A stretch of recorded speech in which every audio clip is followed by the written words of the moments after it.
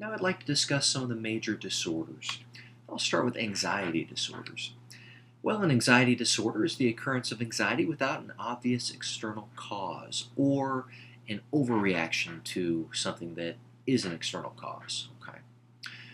It includes phobias. Okay, so with phobias, you typically do have an external cause, like a spider falling on your arm, or for extreme arachnophobia, it could just be a picture of a spider. And of course, there are other phobias as well. I'll show these on the next slide, several of these. But a phobia is an intense, irrational fear of specific objects or situations. So it's not always just a specific object, it could be just a general situation. Agoraphobia, for example, is a form of general anxiety. It's anxiety induced by just being around a lot of people or being in a wide open space. It's kind of defined both ways. So agoraphobia is a good example of an intense irrational fear to a situation as opposed to a particular object. I guess claustrophobia would be another good example of fear of small enclosed spaces. But here you have a long list, and this is not an all-inclusive list by any means of phobias, but there are several here, as you can see. Some are quite strange, like Gephyrophobia, if I'm pronouncing that correctly, the fear of bridges. And a lot of these have an evolutionary basis to them. I mean, there is a certain adaptiveness to a fear of spiders, a fear of snakes, a fear of falling from great heights. Many of these clearly are connected to our ability to survive, so it's understandable why we would have at least a little bit of anxiety about those issues.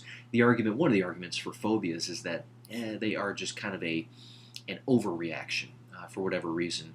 Maybe there's an underlying medical reason, but that it's kind of an extreme example of something that is adaptive. I mean, it is adaptive in general to avoid snakes and spiders because maybe they are poisonous, but to have an overwhelming fear that prevents you from doing anything else and really shuts you down, that's not very adaptive, obviously.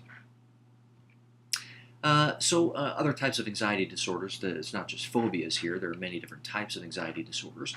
You also have panic disorder, where you have panic attacks that last from a few seconds to several hours, and these can be induced by stressful events. Okay, so people who are susceptible to panic disorders, they could have a panic attack just by getting into an argument with somebody or sitting in traffic.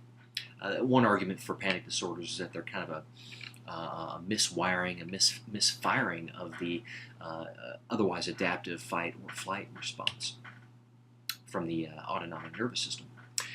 Generalized anxiety disorder is long-term persistent anxiety and worry. Okay, so these individuals, really are kind of anxious all the time. Okay, but not just being an anxious individual like a personality. This is something that is profoundly difficult for these people and really affects their everyday life. You also have OCD here. Okay, so you've probably heard of OCD before, obsessive compulsive disorder. It's another type of anxiety disorder. It includes what most people think of when they think of OCD is they think of those compulsions, okay, like washing your hands all the time or being unwilling to, step on a crack in the road or having to obsessively count things. Those are all compulsions. But they're based on obsessions, okay? So first you get the obsession, then you get the compulsion that is a result of the obsession. So the obsession for OCD is, any kind of persistent, unwanted thought or idea. So you might have an obsession with dirtiness, not wanting to be dirty or encounter germs, and that could result in a compulsion, such as irresistibly washing your hands all the time, okay? An urge to repeatedly carry out some act that seems strange and unreasonable, at least to the extent of how much you do it. Okay, washing your hands is not by itself strange and unusual, but doing it 100 times a day is.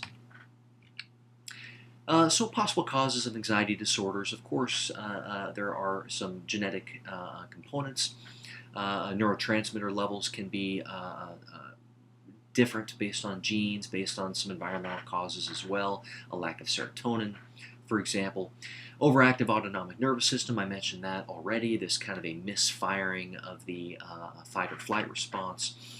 or it could be kind of learned responses to stress, okay, such that avoiding anxiety-producing stimuli could alleviate stress and reinforce the response, okay? So if you find yourself stressed about or anxious about germs, you wash your hands, that makes you feel better. The argument is that that's a reward, and that could reinforce that compulsion and kind of set off that obsessive compulsive response. Inappropriate and inaccurate beliefs about the world. This is the cognitive perspective. Okay, so if you, I keep going back to the germ example, but there are many others, of course. That's the most common form of OCD. Is anxiety about germs and obsessively washing your hands.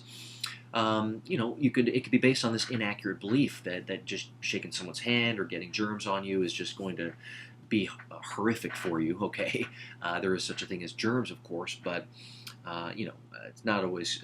In fact, very rarely is it going to lead to anything life-threatening, and so it could be an inaccurate belief about the world, like the fact that all germs are life-threatening, that could lead to this unfortunate cycle of OCD.